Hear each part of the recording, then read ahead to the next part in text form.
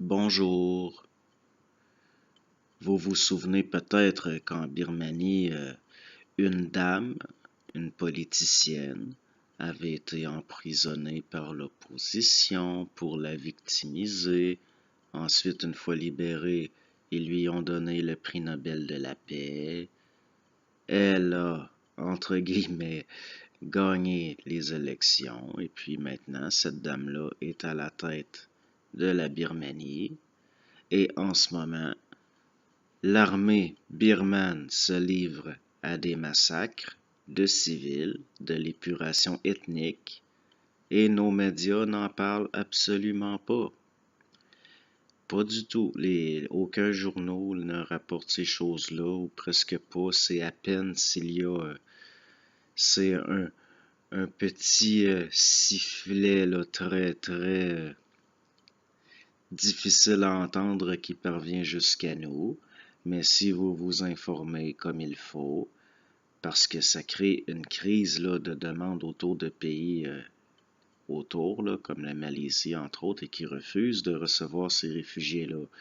Et on parle de ça crée là, du remous à l'international sous la surface là, de ce qui est médiatiquement officiel, si vous voulez. Donc, c'est perceptible.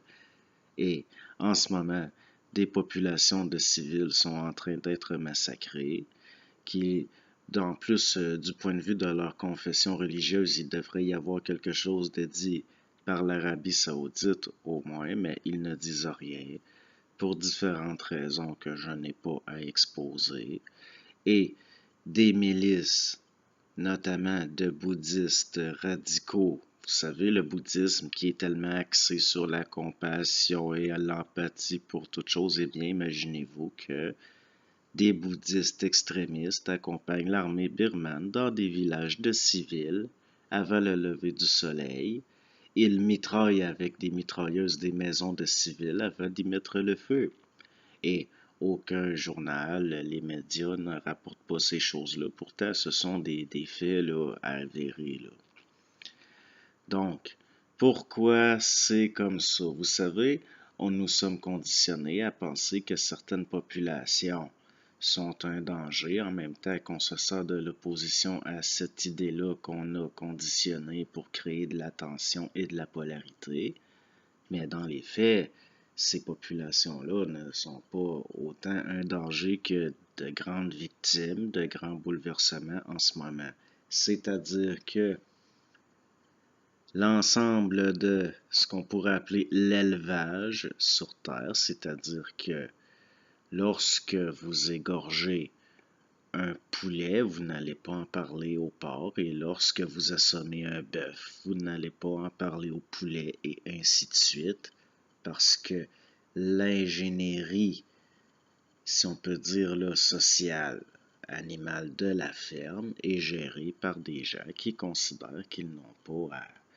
Mais si vous êtes un peu allumé, si vous avez une certaine conscience et que vous avez la capacité de vous élever au-dessus de tout ça, de vous élever au-dessus de l'émotivité, vous allez voir les mouvements, vous allez voir les intérêts, et en observant le comment, vous comprendrez le pourquoi. Le problème, c'est que si vous êtes dans l'émotivité, vous ne verrez pas ces choses-là parce que votre ego vous protégera de ce que vous ne pouvez pas intégrer sans en souffrir. Donc, il y a des choses qui ne sont pas vues, il y a des choses qui ne sont pas sues à grande échelle parce que tout simplement, ce serait insupportable pour les gens de le voir. Mais il reste que l'armée birmane, entre autres, est fournie en armement et entraînée par l'armée israélienne. C'est très étrange qu'un pays de l'Asie du Sud-Est soit... mais c'est de comprendre qu'il y a des intérêts idéologiques derrière ça. Et puis ces gens-là, comment je pourrais dire ça, là?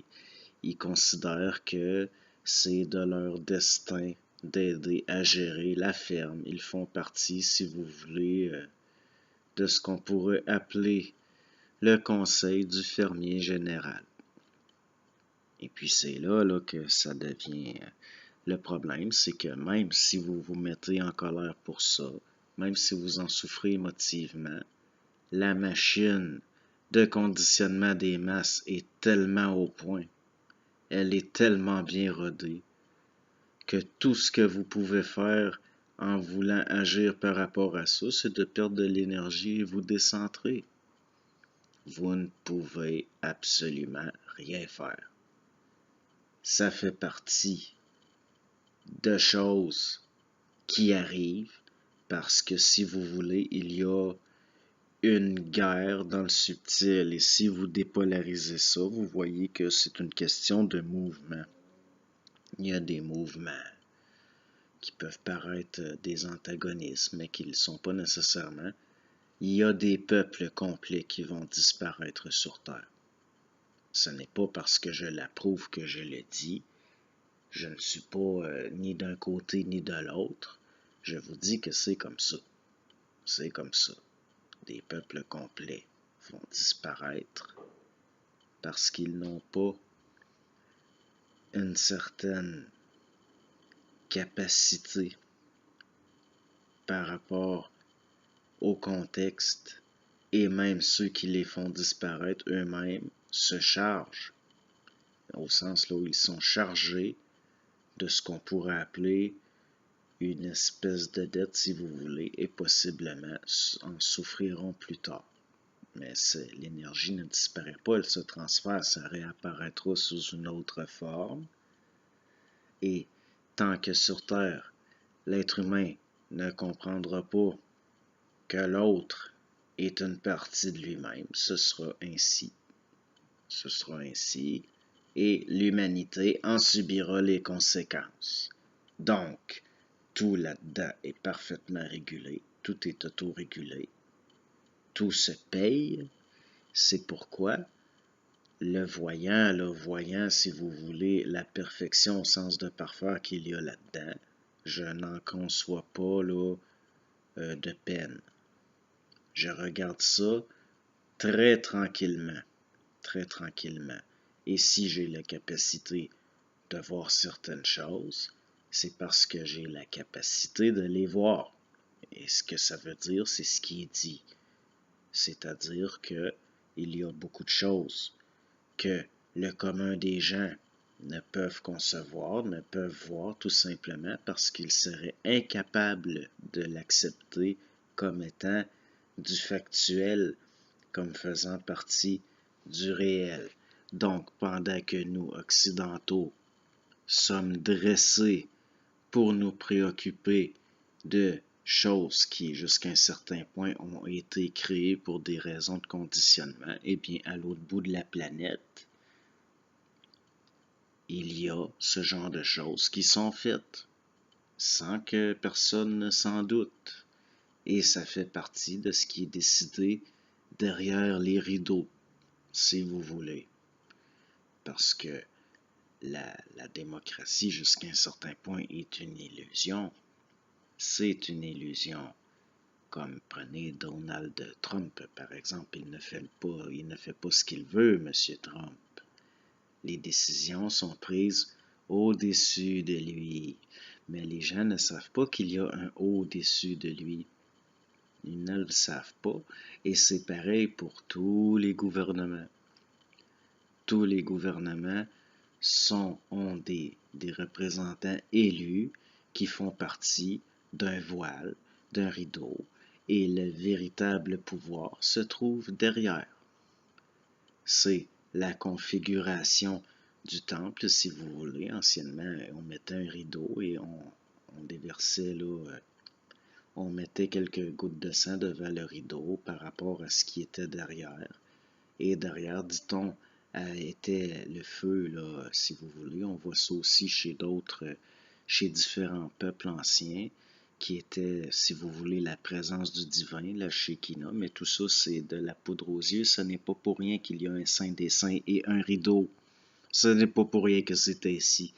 Et même si, d'une certaine façon, c'est involutif, c'est retardateur, c'est dominateur, il reste que c'est très intelligent. C'est tellement intelligent que personne ne voit. Personne ne voit à quel point c'est encore ainsi. C'est encore ainsi. Et dernièrement, M. Lisée, le chef du Parti québécois, vous savez, moi, je ne m'intéresse pas vraiment à la politique, je n'en fais pas, mais je la regarde. Donc, je m'accorde le droit d'en parler quelque peu. M. Lisée est allé essayer de discréditer M. Couillard en parlant de ses liens passés avec l'Arabie saoudite. Eh bien, je vous dis que ça va passer pour de la petite politique partisane, de la mesquinerie, et ainsi de suite. Pourtant, il a raison de le faire. Il était temps que quelqu'un en parle, parce que si vous regardez où M. Couillard était affecté en Arabie saoudite, et que vous regardez par rapport où sont logées certaines, si on pourrait dire des ambassades de certaines instances américaines en Arabie saoudite, là, surtout une certaine instance en particulier là, qui depuis très longtemps fout la merde partout dans le monde et qui est une agence américaine, là, fédérale, qui est liée à la politique étrangère. Vous verrez que M. Couillard, possiblement, est mandaté par différentes formes d'instances pour des raisons de politique extérieure qui sont liées aux États-Unis, entre autres, et à leurs intérêts, et par rapport à, si on pourrait remonter à ce qu'on pourrait appeler la continuité du colonialisme impérial britannique en tant qu'entité maintenant liée à la culture anglo-saxonne et de, bon, moi je ne suis pas anti-anglo-saxon, pas du tout, mais il reste que certaines choses sont factuelles, certaines choses sont visibles, mais le problème, c'est qu'au niveau du jeu des polarités, les oppositions à ça sont toujours de surface, là. Ils vont jamais chercher au fond des... Bon, c'est un peu là comme à l'époque où M. Paul Martin, là, il avait été su que, par exemple, sa flotte de bateaux là, est matriculée à la Barbade, cette île britannique dont l'histoire est très très intéressante. Bon, c'est à vous, là, vous faites ce que vous pensez, ben, vous pensez ce que vous voulez, ben, vous pensez que vous pensez ce que vous voulez, vous faites ce que vous pouvez. Ce n'est pas important. L'important, c'est d'observer ça avec du recul. Parce que au niveau individuel, nous ne pouvons rien faire. Et même au niveau collectif, nous ne pouvons rien faire parce que les gens, comme je vous dis là, la machinerie de conditionnement est tellement sophistiquée, elle est tellement ancienne, elle est tellement bien rodée qu'au niveau du collectif, si vous tentez quoi que ce soit, et même au niveau individuel, vous allez vous nuire et ça ne donnera absolument rien. Donc, quoi faire? Eh bien, rester centré. Rester centré, c'est ça qui est important parce que ce qui survivra sera lié à ceux qui auront réussi, entre guillemets, à ce qu'on pourrait appeler la fabrication des véhicules subtils. Et puis là, j'ai pas envie d'entrer là-dedans, mais il reste que rien de tout ça ne m'inquiète vraiment. Je n'ai aucune inquiétude par rapport à ça, mais il reste que c'est très, très intéressant. Très intéressant. Donc, merci. Bonne journée.